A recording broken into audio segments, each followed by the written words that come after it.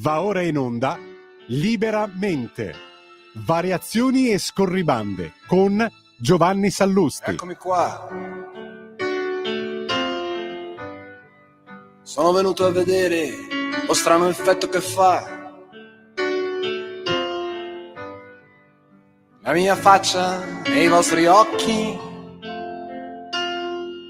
e quanta gente ci sta. Buonasera a tutti e bentornati a Liberamente, variazioni e scorribande qui su Radio Libertà. Allora fateci dire che da osservatori, ma anche da cittadini lombardi, ci è difficile non dare ragione al presidente Attilio Fontana, che oggi era sinceramente basito da questa classifica delle sanità regionali stesa dal Ministero della Salute, che ha fatto fare un balzo indietro pazzesco alla Lombardia, piazzandola al settimo posto tra le regioni d'Italia, appunto relativamente alla sanità.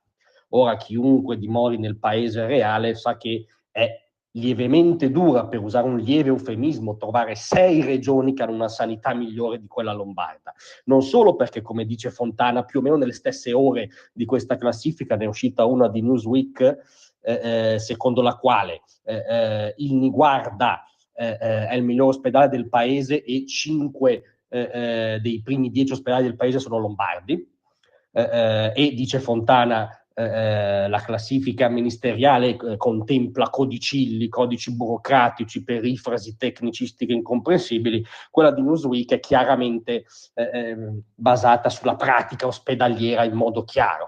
Ma al di là di questo c'è poi appunto la vita reale, c'è un dato empirico, aritmetico, per cui ogni anno circa 165.000 italiani vengono da fuori Lombardia per usufruire di prestazioni sanitarie in Lombardia, un esodo sanitario che non ha pari in altre regioni. Ora sono tutti masochisti all'occhi, presi all'amo della malvagia sanità privata. Tra l'altro Niguarda non è privato, quindi è retorico fare l'associazione sanità lombarda, sanità privata, ma comunque in ogni caso no. Gente, immaginiamo, con la testa, che per tutelare la propria salute decide di cambiare regione e andare in Lombardia. Diciamo che chiunque sia vagamente onesto intellettualmente, ma non è una questione né politica né campanilistica, veramente di avere coscienza del sistema paese, nessuno che sia onesto intellettualmente può pensare che quella lombarda sia la settima sanità italiana. Fa quasi ridere, ci sarebbe, forse il presidente Fontana ha solo sbagliato a prendersela, perché ci sarebbe quasi da ridere di fronte a questo dato.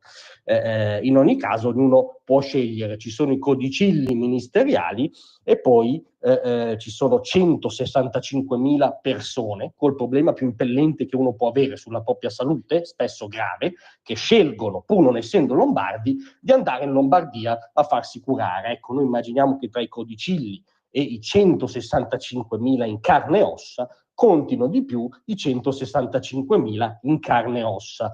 Il resto, qui citiamo il presidente Fontana che ha detto, uso un termine filosofico, il resto francamente ed effettivamente sembrano puttanate. Grazie a tutti e a domattina. Tra un manifesto